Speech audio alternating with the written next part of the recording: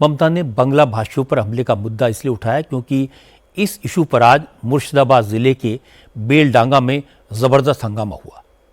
लोगों ने हाईवे जाम कर दिया, गाड़ियों पर पथराव किया, ट्रेनों को रोक दिया और कई जगह आगजनी की। ये लोग झारखंड में बंगाली मजदूर अलाउद्दीन शेख की हत्या से नाराज थे। बेलडांगा के शुजातपुर गांव का रहने वाला अलाउद्दीन शेख झारखंड के पलामू में काम करता था। अलाउद्दीन का शव उसके कमरे में छत से लटका हुआ मिला। परिवार वालों ने इल्जाम लगाया कि अलाउद्दीन को सिर्फ इसलिए पीट पीट कर मार दिया गया क्योंकि वो बंगाली था, बांग्ला बोल रहा था। जैसे ये खबर फैली तो बेलडांगा में हंगामा शुरू हो गया। सबसे पहले नॉर्थ और साउथ बंगाल को जोड़ने वाले नेशनल हाईवे को जाम किया गया। इसके बाद लालगोला और सियालदह रेलवे ट्रैक पर बैठकर ट्रेनों की आवाजाही को रोक दिया गया। ट्रेन पर पत्थर फेंके गए। मौके पर पहुंची पुलिस के साथ प्रदर्शनकारियों की जमकर बहस हुई। बेलडांगा में हुमायूं कबीर बाबरी मस्जिद बनवा रहे हैं। क्योंकि आज जुमे का दिन था, हजारों लोग जुमे की नमाज पढ़ने के लिए पहुंचे थे, इसलिए नमाज पढ़ने पहुंचे लोगों में से बहुत से लोग प्रदर्शन में शामिल हो गए। हुमायूं कबीर ने भी हिंसा को, हंगामे को जायज ठहराया। हुमायूं कबीर ने कहा कि लोग अलाउद्दीन की हत्या से नाराज हैं, इसलिए प्रोटेस्ट कर रहे हैं। लेकिन इंटरेस्टिंग बात यह है कि हुमायूं कबीर ने इस हंगामे के लिए ममता बनर्जी को जिम्मेदार ठहराया। उन्होंने कहा ममता के कारण ही बांग्ला भाषियों के खिलाफ गुस्सा बढ़ा है और ममता बनर्जी बंगाली जनमानुष की हिफाजत करने में नाकाम रही। आम आदमी का ये निर्णय लिया, उनका जो इमोशनली, उनका अलाउद्दीन बोल के 35 एज, वो 10 दिन पहले झारखंड में अपना काम के लिए गया। उनको पिटा के मार के, उनको जो गला में कपड़ा जड़ा के उनको मार दिया। लगता है दादा इसके पीछे बीजेपी का हाथ है, क्योंकि चीफ मिनिस्टर ममता बनर्जी ने सीधा बीजेपी वो बीजेपी को हाथ है ये तो मेरा सबूत नहीं देना पाएगा, लेकिन ममता बनर्जी को हाथ है ये मेरा सबूत है। ममता बनर्जी को जो एसपी लोग है, ओसीआईसी है, वो लोग क्या कर रहे हैं? जो किसी को कोई जान चल जाते हैं तो उनको खिलाफ, तो पास में स्टेट में जो स्टेट है झारखंड, उनको सब तो बहुत अच्छा ताल्लुकदार है। इसके बाद बीजेपी ने बेलडांगा की हिंसा को ममता बनर्जी की तुष्टीकरण की राजनीति का नतीजा बता दिया।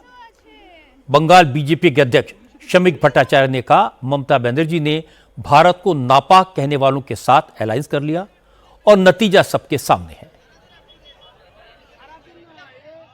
जिस राज्य की मुख्यमंत्री खुलेआम इस विभाजन की राजनीति का पथ अपना लिया, उसका जो डिवाइसिव पॉलिटिक्स है, उसी का कारण आज बेलडांगा बना। ऐसा हिम्मत कैसे हो गया सरकारी जगह पे आग लगा देना?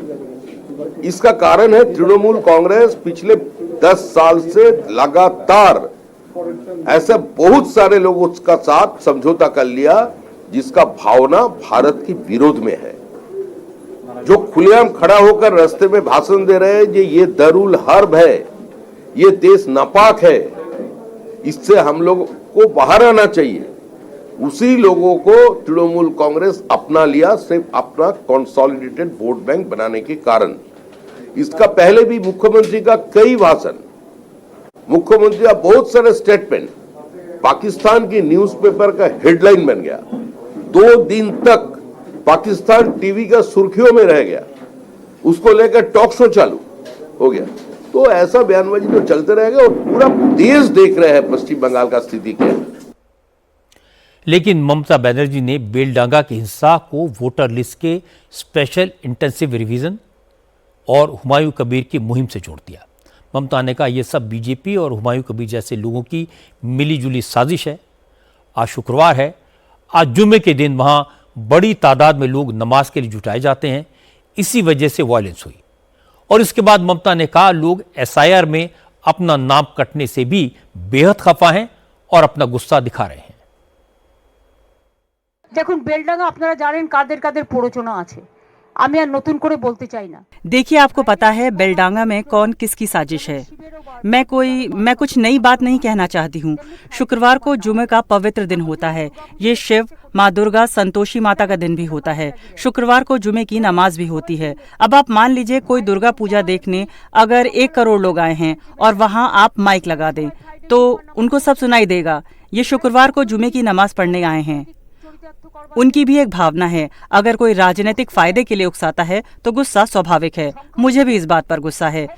वो एक तरफा नाम नहीं काट सकते। उन्होंने आदिवासियों, राजवंशियों और मतुआ लोगों के सबके नाम काटे हैं। आपको समझना चाहिए कि ये कितनी भयानक स्थिति है। बीजेपी दंगे कराने की योजना बना रही है और इसी में जुटी है। वो चुनाव नहीं जीत सकते तो अब घोट पका रहे हैं। मैं अल्पसंख्यकों से कहना चाहती हूँ कि हम माइग्रेंट वर्कर्स पर हो रहे जुल्म को देख रहे हैं। हमने केस किया है, हम पीड़ित परिवारों के साथ हैं। आप शांत रहें और सब्र रखें। এবং আমরা কেসও করেছি। ममता के बदले हुए अंदाज को समझने की जरूरत है। बीजेपी ममता को मुसलमानों का लीडर बताती है, मुस्लिम अपीजमेंट का आरोप लगाती है। इसीलिए इस बार ममता बनर्जी कभी महाकाल का मंदिर बनवाती हैं तो कभी भगवान जगन्नाथ की शरण में जाती हैं तो कभी गंगा सागर के मेले में धूनी रमाती हैं। सबसे इंटरेस्टिंग बात यह है कि मुसलमानों को ममता के इस हिंदू स्वरूप से कोई प्रॉब्लम नहीं है। उनके लिए ममता की जीत इंपॉर्टेंट है और निजी बातचीत में मुस्लिम लीडर कहते हैं कि ममता की जीत इसलिए ज़रूरी है और ये तभी हो सकता है क्योंकि जब उन्हें थोड़े बहुत हिंदू वोट मिले। इसके लिए अगर वो मंदिर जाएं तो कोई दिक्कत नहीं है।